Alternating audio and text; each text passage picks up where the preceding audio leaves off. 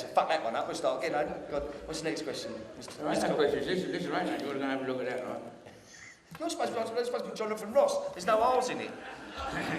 Wanker.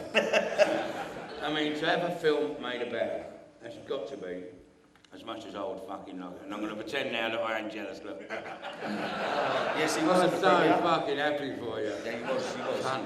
Yeah. Okay, I went to the... premiere. I went to the premiere. I know how to say premiere. Oh, I think you're struggling with your arse. Must be a proper little part. Yeah, well, it all started. Listen, David's been doing this years and years before, and I was still very, very active, as he well knows. And Dave, over the years, has said, please come along. I met him many times as a guest at his shows and talk and everything, but I was still active in the underworld, doing my thing and all that, and I couldn't really come out and do what I was doing. Not out of the closet, out of the fucking underworld. With my pension back right the way round. Anyway, and that's when I started knocking around with Michael Barrymore.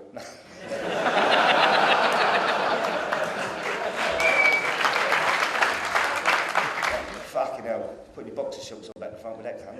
Anyway, no, listen, and we was...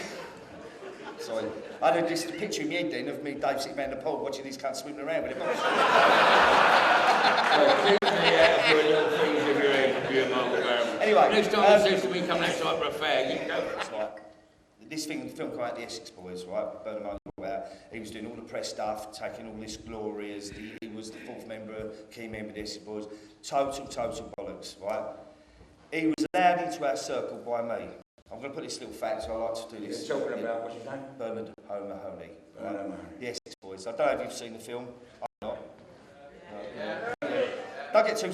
Anyway, the story of the matter was, Bernard O'Mahony was introduced to me when I had Ministry of Sound by one of my doormen. He tried to get in all friendly. He was running a club in the Essex called Records, right?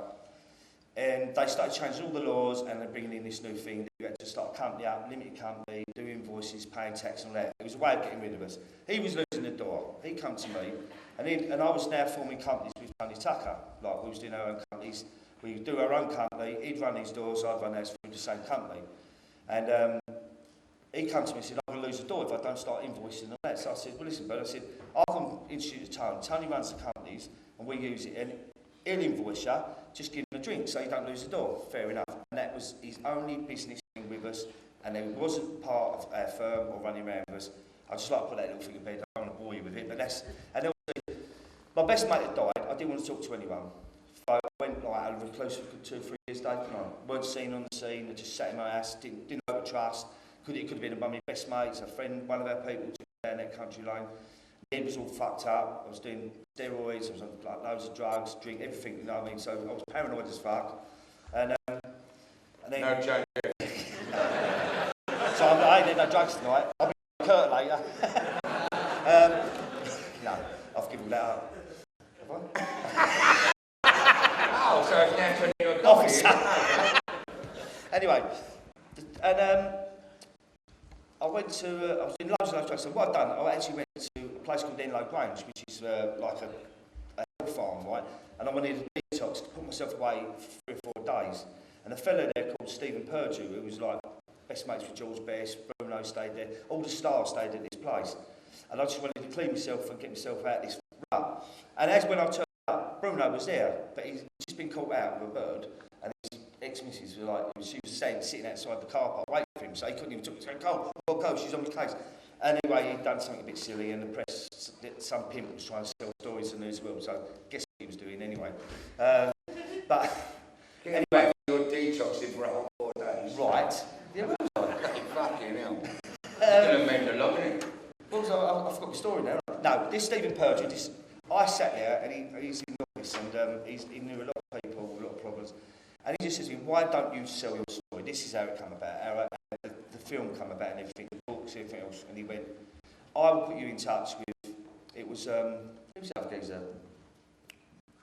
Piers, the other geezer, who used to be the editor. Piers Morgan.